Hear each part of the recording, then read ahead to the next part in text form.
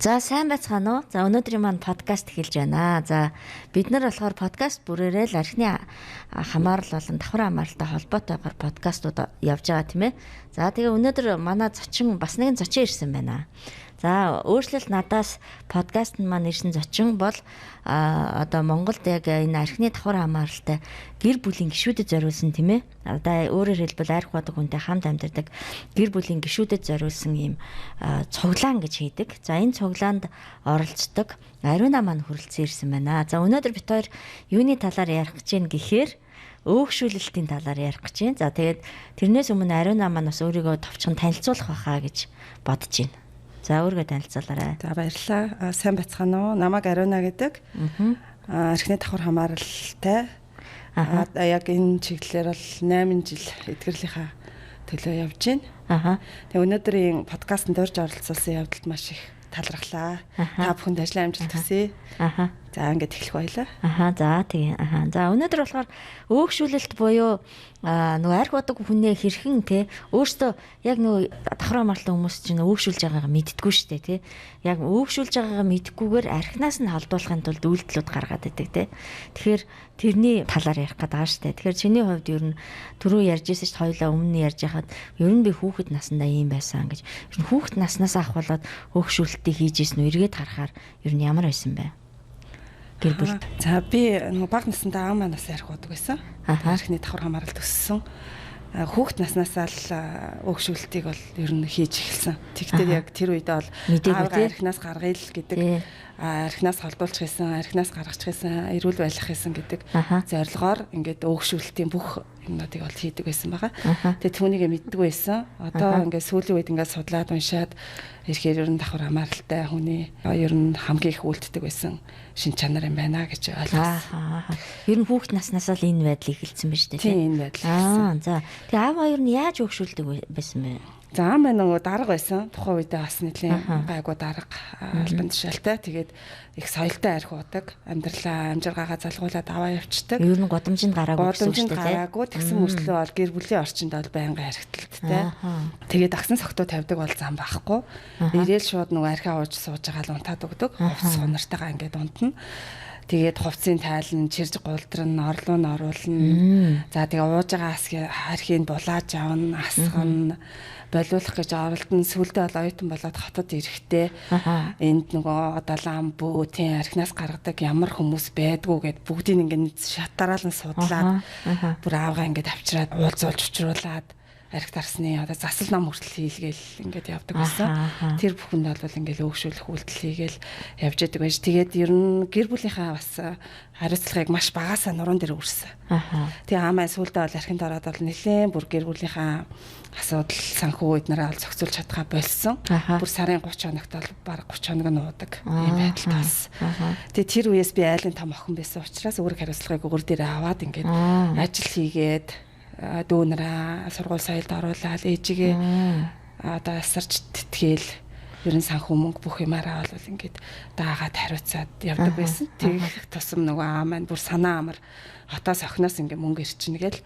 Тэгэл ерөөсөө ямар ч амьдралын үүрэг хариуцлагагүй архи аваад гэсэн. Энэ минь үлд маань бас тэр хүнийг архи уух тэр төлөвс сайхан санаа амар ингээд архи авах боломжоор бас хангаж өгч байсан юм байна гэж сүүлд л олж харж байгаа юм л да.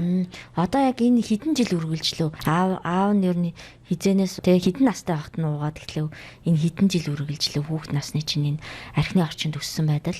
За ер нь өөр дээр ажиллаж явах тэгэл мэдээ орсон цагаас л ер нь архи уугаад эхэлсэн байдаг.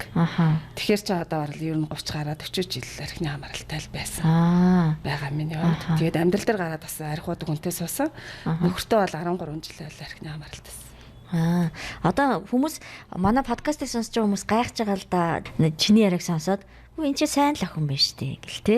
Одоо ингээл яаж энэ амьдрал дээр гараад гэр орондоо тусалж ийн аав нь өөрийг хариуцлахгүй болсон байгаа юм чинь энэ чинь сайн л охин биш үү гэж байгаа шүү дээ. Гэтэл бид нар энийг өөгшүүлэлт гэдээ яриад байна. Яг ямар талаараа өөгшүүлж ийн гэдгийг хүмүүс тодруулал. За ер нь одоо янз бүрийн үйлдэлүүд байгаа. Тэр нь одоо уудаг хүндээ яаж нөлөөлөд байсан гэдгийг илүү тодорхой яривал те. Тэр чиний үйлдэлүүд. Уудаг хүнийхээ ер нь үүрэг хариуцлагыг өөр дээрээ өөрчилсөн. Яа гэвэл одоо тэр хүн санхүү мөнгөө ядаж архины үрийг нь хүртэл өмнөөс нь төлдөг. Одоо дэлгүүр тавьсан архины үр байлаа гэж бодоход тэр хүнийг өмнөөс нь өөрөө би санхүүгээрээ тэр өрийг нь төлнө. За дараа нь дахиад нэг жишээ авахад манай хүн одоо эрүүлжүүлэхт баригдаад нөгөө орцсон байлаа гэхэд очиод төлбөрийг нь төлөөд гаргаад авна. Тэгээ миний хувьд за яадгийг эр хүний л ордог газар ороо байлгүй гэд юунда одоо сэтгэлээр унах хэрэггүй гэд ингээд аргадаад нөхрийг одоо согтуу нөхрийгөө маргааш нь эрүүлжүүлэхээс аваад явж исэн жишээ байдаг. Тэгээ бага насандаа болохоор би ааваас амар ичдэг байсан хүүхдүүдээс. Яад гэвэл нөгөө дараахан аав гинт ингээд архичин болцсон. Миний хувьд айгүй сэтгэл санааны хувьд хүн цохилтонд орж исэн. Тэгээ үеийн найзууд за тэгээд одоо хөвгүүдээс яг өсвөр насны шилжтэй насны охтууд чинь ингээд ангийнхаа хөвгүүд үерхдэг найз нөхдөөсөө хичин сумын одоо бүх хүмүүсээс ер нь хичин ааваасаа аав согтоо явж явал хараад ер нь цухтан баг аавыгаа гэж хэлхээс үгүйсэх нь гэх мэтчлийн мичгүүрийг бас өөр төр их мэдэрдэг байсан. Ер нь бол нөх хийсэн алдааных нь үр дагаврыг өөртөө нь амсуулахгүйгээр чи өмнөр нь ороод төлөөд исэн гэсэн үг тий. Ааваа үрийг төлж исэн. За гэтэл нөгөө эрүүлжүүлэхэд байрагдангуй чи мөнгөний төлөө гаргаж исэн. Гэтэл тэр хүмүүс ингээл орж ил байдгийн ариун авчдгийг. Үр тавьж ил байдгийг ариун төлчдгийг. Гэл цаашаага ингээд нөгөө дахиад архих бас жоохон ч гэсэн сэтэл. Тэгэл би үр тавиал уужил гэдгийг ингээд юм руу орсон байна шүү дээ тий. Гэтэл одоо за хүүхд наснд архины орчинд өссөн байна тийм ээ. Гэтэл бид нар чинь нөгөө ингээд байгаа шүү дээ. Манай подкастуудаар яриад байгаа. Архины орчинд өссөн 10% тутмын 8 нь өөрөө арх уудаг болдог. Эсвэл арх уудаг хүнтэй суудгаа гэдэг. Гэтэл чиний хувьд бас дахиад арх уудаг хүнтэй суугаад архины орчны амьдрал үргэлжилсэн байна шүү дээ. Тий. Тэгээ энэ тал дээр болохоор би манай хүн ер нь та суухаас өмнө уудаг гэсэн. Уугаал энтэнд ингээд нөгөө явж идэг, согтоо өлчөө байж идэг. За дан цохон хийдэг. Энийг нь бол би мэддэг. Би тэр нэг сум байсан учраас. Тэгсэн ирнэл ер нь бол энгийн асуудал юм шиг хүлээж аваад яагаад гэвэл архины орчинд өссөн тийм амьдралаа холбосон. За тэгээд манай дүүнэр бол баг ихэнх нь архин донтогч болсон. Тэгэхээр ер нь архин донтогч хүнтэй хамт байсан энэ давхар хамааралтай хүмүүсийн за ихэнх нь бол архин донтогч болох охтууд нь гэхэд бол бас архичин хүнийг амьдралынхаа анаар сонгох энэ магадлал нь бол ер нь 190% байт юм байна гэж би бол ойлгодог шүү дээ. Яг үнэн тий. Тэгээ одоо ингээд архиудаг хүнтэй суусан байна тий. Ер нь дахиад архиталтай орчин хэдэн жил өргөлжлөө. Би нөхдөөгөө суугаад 13 жил яг архиталтай орчинд байсан. Тэгээд одоо манай хүн архи уухгүй 8 жил болж байна. Монголын нийгэмлэг гэд байдаг. Агийн цуглаанд би бол нэг цагаан сарын дараа нөхөр маань 10 гаруй хоног архи уугаад энэ шаардлагын байдалтай хамт очиж исэн. Нөхрийгөө дагуулаад бас ер нь л тэгэл архинаас гаргачих эдгэрүүлчих ямар арга чарга байна гэж бүгдийг хайжсэн л да. Наркологийн эмнэлэг төвлөлт хүртэл хэвтүүлжсэн. Тэгээд яг аргаа яаж явж байгаа лагийн цуглааныг мэдээл бүр албан хүчээр ингээд шаардлагын байдалтай аваад очижсэн. Тэр өдрөөс авчихсан юм ба шүү. Би өөрөө дагуулж авч очсон. Тэгээ тэр өдрөөс хойш манай хүн одоо 8 жил архи уугаагүй манай гэр бүл бас эрүүл сарвал байгаад байна. Тэгээд тэрнээс нэг 20 хоногийн дараа манай нөхөр намайг гэр бүлийн цуглаан байдаг гинэ. Архи уудагны эхнэрүүдэд нь зориулсан юм уулзалт байдаг гинэ. Энд очооч хоёулаа нэг хамт очоодхыг гээд намайг дагуулж явчихсан. Тэгээ би тэр үед яасан гэхээр за нөхрийгөө нөгөө аагийн цуглаанд аваад очсон хүн чинь яалтчгүй нөхөр эргээд надад санал тавихт нь би зөвшөөрөөд тэгээд нөхрийг дагаад очижсэн. Тэгэж анх энэ гэр бүлийн цуглаанд хамрагдаад бас 8 жил болж байна. Ер нь эхнэрүүд гэр бүлийн цуглаанд уурахаар ийм бодол өгдөг штэ. Би надад асуудал байхгүй. Энэ уудаг хүнд л асуудал байгаа. Би яхаар очдөг ингээд. Чиний хувьд тийм байв уу? Ер нь анх очихдаа яаж очижээ?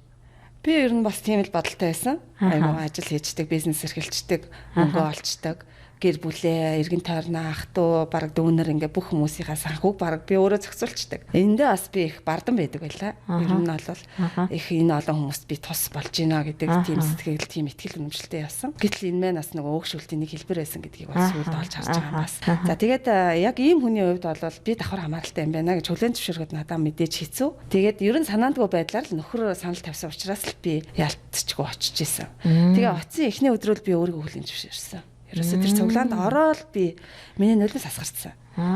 Тийм ариуна чи хаана өөрийгөө гээцсэн бэ? Чи хэн болцсон бэ л гэд өөрөөсөө асуусан. Тэгэл тэрнээс хойш бол ер нь цуглаан алгасахгүй явсан да. Тэгээд би давхар хамааралтай юм байна. Яг юм байдгийм байна. Энэ шинж чанарууд бүгд надад байгаа юм байна. Ингээд би эдгэрэх хэрэгтэй байна гэл. Цуглаанд хамрагтай тавьсан. Нөө давхар хамааралтай эхнэрүүдэд нэг юм 5 төрлийн юу гэдэг штэ шинж тэмдэг мөрдөгч, зовлон эдлэгч, Өөгшүүлэгч, хамтруугч, номоо гүдэлгэр гэд. Чамд яг энэ 5 шинж тэмдгийн аль нь илүү давмгай байв? Надад бол за яг ингээд судлахаар зовлон эдлэгч байдгийг. Тэгээд өөгшүүлэгч. За зовлон эдлэгч гэхээр чамд яг ямар байдлаар байсан гэж харав? За зовлон эдлэгч гэхээр би ер нь амар юм хүн дээр хүлээж авдаг. Нөхөр арх уулаад бол би ерөөсөө ингээд бүх одоо жолоодлого алдна гэдэг юм уу? Сэтгэл санаагаар маш унана. Би яагаад ингэж зовж байгаа? Миний амьдрал үнэхээр зовлонтой байна. Гэт ерөөсөө 100% одоо инээж баярлах тэр хүмүүсээс шууд хамаардаг гэсэн. Хэдэн өдрөөч би гунигт дарагдаал ингээд тэгээд тэр одоо сэтгэлийнхаа гунигтай мэдрэмжээ ажлын донгоор орлуулдаг. Эц төгсгөлгүй ажил мэдэрмээрг байгаа учраас тийм мэдэрмээрг хийж байна. Тий ажил хийдэг. Тэгээд тэрийг болоход би аягүй ажилсаг эмэгтэйгээд андуурсан. Тэгээд юусоо гэртээ ирмэргөө санагдаад ажиллаа хийгээл ажилласаа бүр салдаггүй ганц тэрэндээ 100% анхаарлаа хандуулчаад ингээд ажилладаг. Тэгээ юм болгоныг айгу хүн дээр хүлээж авдаг. Хүн дээр хүлээж авдаг. Нөхөр арх уулаа ертөнц нурдаг. Тийм мэдрэмжтэй.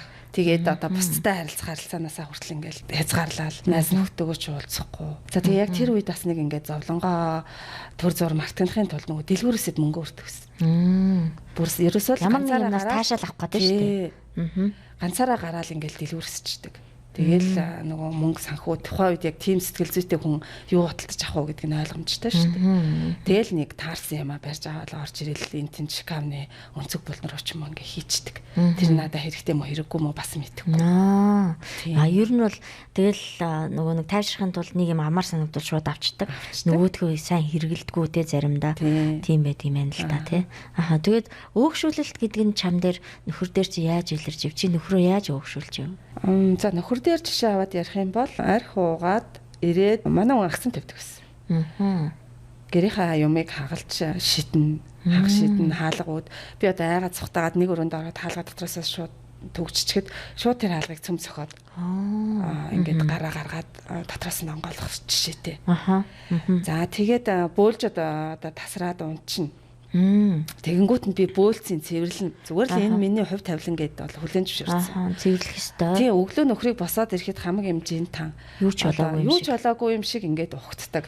Тэгээд яг амаараа хэлдэг чи ингээд бөөлжцэн. Сүүлдээ бол би гөлийгөө ерөөсөө хэлэхээ болсон шүү дээ. Энэ миний хувь тавилан юм байна гэд хүлэн зөвшөөрөөд за одоо энэ хүнээс би юу ч хүсэх хэрэггүй юм байна. Юу ч ярих хэрэггүй юм байна гэдэг. Бараг тийм болоод ингээд чимээгүй өөрөө цэвэрлждэг. Тэгэл харахад яг уу ингээд нөгөө бөөлдсөн айгу муухай өнөртэй байдаг нь миний төвчээрийг бараа за цэвэрлэгээл тэгээ цэвэрлждэг. Ер нь бол сүулт ингээд уншиж хахад яг өөрөөр нь өглөө босоход нь өөрт нь харуулад өөрөөр нь цэвэрлүүлэх нь бол нөгөө бүр дагавар амсуулж байгаа тий.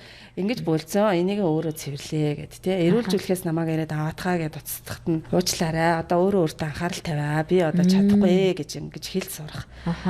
Гэх мэтлийн юм эрүүл хандлага харилцаан дээр бас үйлчлээд эхлэхээр тэр аригчин хүн чинь бас нөгөө би юу болж байна гэдэг ингээд бас нэг өөрлөгөө харах тэр боломжийг нь бас хангаж өгдөг юм байна. Миний хувьд бол ер нь тийм юм байгаагүй. Ер нь насараа л өөгшүүлэгч хийсэн байсан. Ер нь арх удаг хүнд хийс үйлдэлийнх нь горыг нь тий өөрт нь үр дагаврыг нь мэдрүүлээд ирэхээр тэр хүмүүс ер нь яаж вэ? Чи яг нөхрөө ажиглахаар яг яаж вэ? Нөхөр чинь. Ер нь их бухимддаг. Миний өөрчлөлт яагаад гэвэл тэр хүн таалагддаг. Өмнөх шиг намайг өөгшүүлээд байгаасаа гэдэг хүсэл байгаа даа шүү дээ тий. Өөгшүүлж байгаа үйлдэлийг тэр хүмүүс хайр халамжгээд ойлгоцсон байдаг. Манай эхнэр надад хайртай тий. Манай эхнэр намайг халамжилдаг. Манай эхнэр одоо надаас салахгүй ч гэдэг юм уу. Тийм итгэл үнэмшлийг тэр архин дамтагч хүмүүс өөртөө бий болгоцсон байдаг юм. Өөгшүүлж байгаа үйлдэл юм байна. Энэ хүн нэг арга бодондоо тий. Одоо би үнэхээр өөрийгөө дийлхээ боллоо. Эхнэр нэг имлэг твтүүлэх байх таа ч гэдэг юм уу. Ийм хүлээлтийг архин дамтагч үүсгэсэн байдаг. Тийм. Тэгээд тэрийг нь угаасаа нөгөө давхар хамааралтай хүн хүсээгүй хийдэг. За тий одоо ингээл хэдэн өдөр арх уусныхын дараа тэгэл ярилцсан шүү дээ. За тэгээ архин дамтагч хүнд нөгөө балсар гэ байдаг шүү дээ. Хэдэн өдөр арх уучаад манай нөхөр хэдэн өдөр гэрээ цэвэрлээд хөлсөө өстө урсгал гэрээ цэвэрлждэг гэсэн. Гэр бүлийнхэндээ сайхан хандаал. Гэр бүлийнхэндээ сайн хандаал, намайг чинь халамжлал, гоё үг хэлээл. Тэгэнгүүт би бас нөгөө тэрийгээ бас өгүүлээд эхэлнэ. Архи уугаа болоод ирэхээр тийм юм байхгүй болоод нэг харилцаа юм нэг одоо нормалны болж байгаа аахгүй юу? Нэг юм хэвээ. Тэгэнгүүт би чинь бас нөгөө яг тэр байдлыг өгүүлээд энэ чи юу лээ гэж нөгөө нөхрийн баалсаар уусныхаа дараа тэгээ сайн ханддаг, халамжилдаг юм ин бас өгүүлээд дээ шүү дээ тий. Тэгэхээр ерөөсөө нөгөө архин донтогч давхар хамааралтай хүмүүс ингээд бие биендээ ингээд донтцсон байдгийг. Тий, хоёулаа эмгэг үүссэн байна тий. Ерөөсөө буруу харьцаа, буруу хандлаганда хин нь хэвийн юм шиг хүлээж аваад донтцсон байт юм байна гэж байна. Тэгээ чиний өөрчлөлтүүд нөхөрт чинь таалагдахгүй байна. Гэтэ мэдээч чи энэ өөрчлөлтүүдээ үргэлжлүүлээд тийм ээ за өөгшүүлэхгүй байх, үрийн өмнөөс нь түлэхгүй байх, үүрэг хариуцлагыг авахгүй байх тийм ээ. За эрүүл жүлгэд орсон бол өөрөө хариуцаарай. За эмнэлэг твтгээр бол өөрөө хөөцөлдөөрэй, өөртөө санаа тавиарай гэдэг юм хэлээд эхэлсэн байна шүү дээ тий. Тэгэхээр чамд өөрт чинь хэр хүнд байв? Яг эхний үед тий. Тий. Одоо яг энэ бол мэдээж амар биш. Яад гэвэл энийг хайр гэд эндүрсэн хүн учраас нэг хатуу сэтгэл гаргаад байгаа юм шиг, хувиа хичээж байгаа юм шиг, хувиа хичээгээд байгаа юм шиг ийм мэдрэмжүүд бол ер нь байнга ирнэ. Байнга ирнэ. За тэгээ тэр бүхэн дээр бас ингээд өөртөөгөө их ярилцдаг байсан. За тэсэрээ тий. Ер нь энэ зөв шүү. Ингэжээж одоо энэ хүмүүсийг би энд дадлах юм аа гэд. Тэгээ над руу маш их дайралтууд ирж исэн.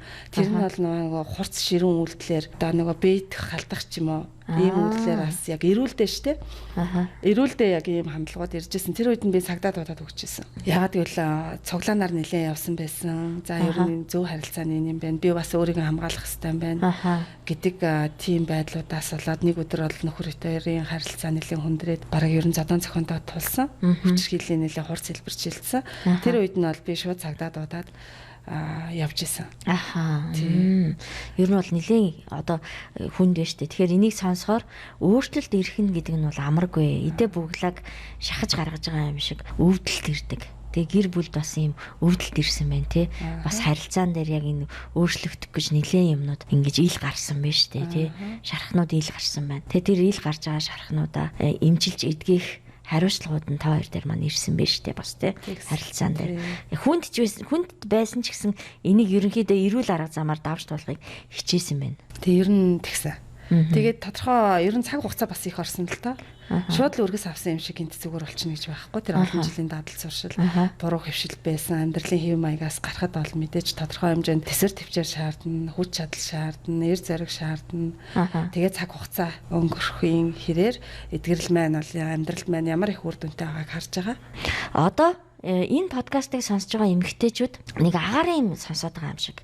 Нэг үүлэн дээр л нэг боломжгүй юм яриад байгаа юм шиг тий. Тэгэнгүүт нөгөө эргэлзээд эхэлдэг л дээ. Энэ боломжтой юм нөхрөө орхих гэдэг тийм ээ. За өөгшүүлгээ зогсоо үүрэг хариуцлагыг авах бол. Ялангуяа үүрэг хариуцлагууд энэ өвж эхлэе гингүүд энэ чинь арх угаад угаасаа чадваргүй болсон шүү дээ. Гэр бүлээ авч явах чадваргүй шүү дээ гэдэг байгаа байхгүй юу. Тэгэхээр чиний хувьд яг энэ дээр яаж буцааж үүрэг хариуцлагуудыг өгжээ мэдээж хэрэг шууд пал гэж өгчихгүй нь ойлгомжтой байгаа тий.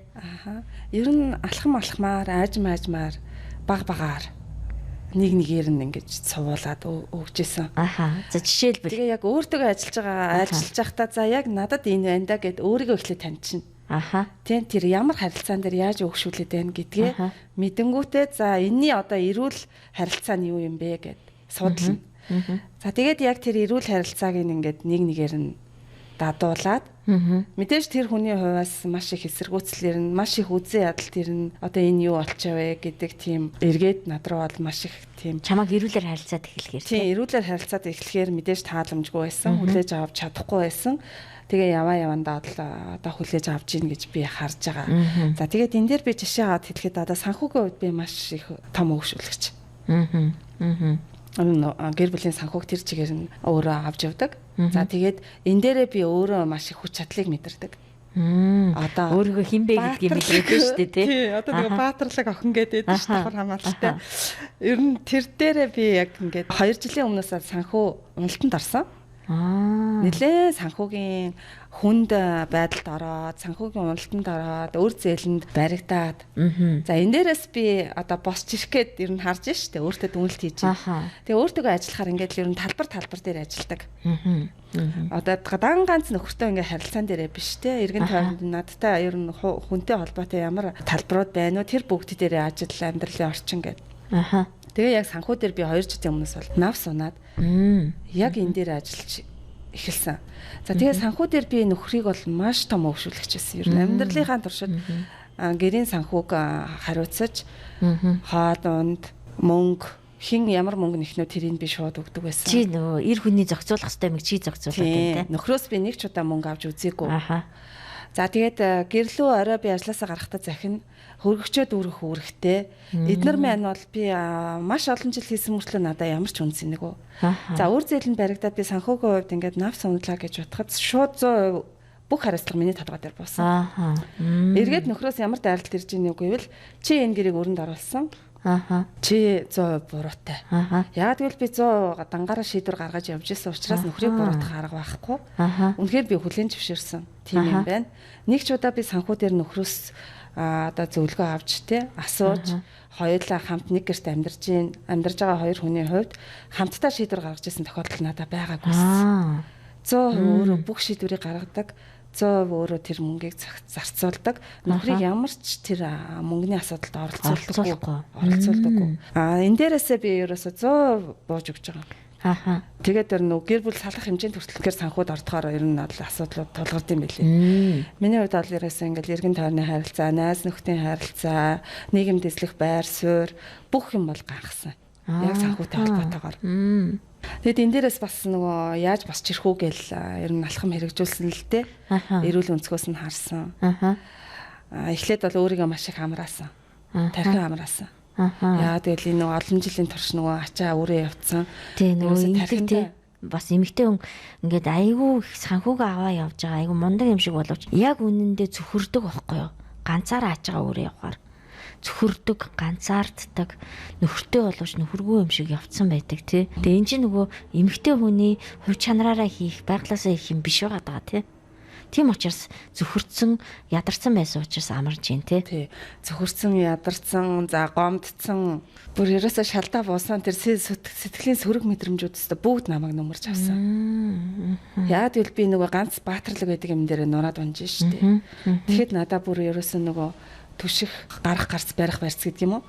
Тийм юм байхгүй болоод ер нь хөл толгойгоо алдсан. Тэгээ одоо энэ дээр яаж ажиллаж байна? Одоо л ер нь нөхөртэй бол ярилцж байна. Тэгээ бууж өгөөд хүлэн зөвшөөрсөн би. За тийм байна. Үнэхээр энэ дээр миний алдаа байна. Миний буруу байна. Өдийг хүртэл ингэж явсан юм байна. Энэ бүхнээ би хүлэн зөвшөөрж байна. Үр зээлэнд орснооч би хүлэн зөвшөөрж байна гэдэг. Манай хүн жилийн өмнө надад санал тавьсан. Би бол ерөөсөө бүр ингээд санхүүгийн хувьд нав сунсан. Тэгээд энэ байдлаасаа бол гарахад маш хэцүү байсан. Мэдээж миний эрүүл байгч бас ер нь чадхаагаад өвдөд эхэлсэн. Сэтгэл зүйн хувьд ч их өвдсөн, бие махбодын хувьд ч их өвдсөн. Ингээд гэр бүлээс хүртэл ер нь нөхрөөсөө салах санал хүлээж аваад бас тэр үедээ шоконд орж исэн. Тэгээ нөхрөөс гуйсан. За би ямар ч гэсэн энэ хүнд байдлаас гарнаа. Би өөр хүүхдүүдэд өнчрүүлмээргүй байна. Намайг хүлээгээч гэж би санал тавьж байсан. За тэгээ нэг жилийн турш би чаддаг ажиллаа хийсэн. Энэ санхүүгээс гарахын тулд би маш олон алхмуудыг хэрэгжүүлсэн. Маш олон энэ санхүүгийн коучинг, одоо мэдлэг, чадвар олгодог. Яг л би бага наснасаа санхүүгийн боловсрол эзэмшээгүй эмэгтэй байсан. Тэгээд бүх одоо нөгөө сургалтуудаар ингээд шат дараатаа сурсан, өөрийгөө олж харсан. Ийм хандлагууд маань буруу байсан учраас би хизээд ийм санхүүгийн уналтанд ороход бол бэлэн явсан юм байна. Тэгээ энэ маань бол надад ер нь зол завшаан болсон. Одоо ингээд харахад тэр үед туулаад гарч яхад хэцүү байсан ч одоо надад маш том ингээд суралцсан байна. Би даваад гарч чадсан байна. Энэ бүгдийг ингээд өөрийн биеэр туулаад ойлгосон байна гэдэгт нь үнэхээр их одоо баярлалдаг би. Одоо зүг алдралтаа ороод эхэлж штэ тий. Зүг алдралтаа ороод эхэлж байна. Тэгээд эргээд том юм хүлээж. Яг үнэн тий. Яаж хүлээлгэж ийн гэвэл би нөхрийн утасны мөнгөнд төлдөг эмэгтэй байсан. Тамхинд би блокоор навчраа тавьчихдаг байсан. Тэгээд за хэрэгэлгээд мөнгө ингээд зүгээр дуртай үедээ ингээд ээж юм шиг өгдөг байсан юм шиг. Ерөөсөө халамжлагч шүү дээ. Тэгээд айгу баатарлаг. Тэгээд одоо юу гэдгийг? За уучлаарай би тамхи авч чадахгүй гэдэг тамхины мөнгөний өөрөөр нь авах болсон. Ингээд жижигээр алхам хийж байгаа. Тэгээ урдны үүрэг хариуцлагуудыг даатгаад эхэлж байна тий. Утасны мөнгөний би төлөхөө байсан. Тэгэнгүүт манай хүний утас нь хаагдчихдаг. Хизээ төлөхөө бараг тэр хүн мэдэхгүй. Нэг мэдэл явж итэл нөгөө эхнэр нь төлцөн л байдаг, нөгөө хүн чинь ярьж л байдаг. Тэгээд хэд хэдэн удаа хаалгасан тий. Хаалгангуудаа над руу ярьж байгаа. Миний утас хаагдчихжээ. Эндээс би төлөх боломжгүй байна. Чи мөнгөний төлөөд өчье гээд. За тэгтэн би яг хаа ингээд зөвшөөрдөг. Төлөөд мессеж явуулцдаг. Тэдэн төгрөг төллөө шүү тэр данс руу хийгээрэй гэд. Тэгэнгүүт манай хүн амар ууртай зээл төлөв гэд ингээд гүйлгээний утхан дээрээ зээл төлөв гэж ингэж нөгөө буцааж шилжүүлдэг. Тэр хүний дургуутал нь тэн дээр гарч ирж байгаа байхгүй юу. Тэгээд яг хуу энэ нь бол миний хувьд зөв юм а гэдгийг би бат итгэлтэй үйлдэж байгаа учраас за яг хуу надад цаг хугацаа хэрэгтэй. Энэ нэг жохон хугацааг би давчих юм бол бүх юм сайхан болно да. Санхүүгийн хувьд ч гэсэн мэдээж эр хүн ч гэсэн гэртээ эхнэртээ ингээд мөнгө өгөөд тэр нь өөрт нь бас ингээд бас гоё сэтгэл ханамж болно ш. Тий яг үнэ. Тий. Тэгжээч эр хүн өөрийгөө бас мэдрэн штэ. Энэ боломжийг нь би өөрт нь олгохын тулд ингээд үйлдэлүүд хийгээд эхэлж байгаа. Яг үнэ тий. Би нэг саяхан нэг сургалтанд суугаад тий. Би цаг үргэлжлэл өөрийгөө хөгжүүлэхийг хүсэж байгаа штэ. Гэтэл нэг сургалтанд сууж байсан чинь тэгжээсэн. Тэр сургалтын дээр эмэгтэйчүүд ер нь эр нөхөртөө эрхлээл те надад тийм юм байхгүй шүү гээл хэрэгцээгээ мэдүүлээл тэгээл чи миний баатар шүү гээл те улам ингэх тусам эр хүн тэнд өөрийгөө яг одоо эхнэрээ хангах тэр хэрэгцээтэй зүйлсээр нь хангаж байгаагаараа өөрийгөө илүү их сэтгэл ханамжийг авч мэдэрдэг. Илүү их өөрийгөө хин нэгэн болцсон юм шиг утга учиртай болдгоо гэж тэгжсэн. Тэгэхээр чиний хувьд яг энэ үйлдэлүүдийг хийгээд эхэлсэн байна те. Тийм хийгээд эхэлсэн. Тэгээ сая сар дээр би нөхрөөс 500 мянган төгрөг авч чадсан.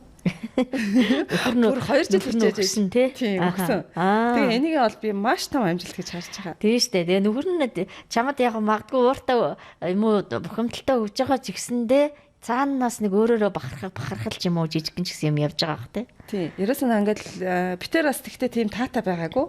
Ер нь байнга хэрэлдэжсэн. Яг санхүүгийн алхам хэрэгжүүлж байгаа. Яг энэ байдлыг өөрчлөгдөхэд нэг мөнгө ярахад манай болоод шасаад ирдэг. За тэгээ ээж байгаа хоолоо хүртэл авч шидтлээ ингэж бухимдаж байгаа битэр.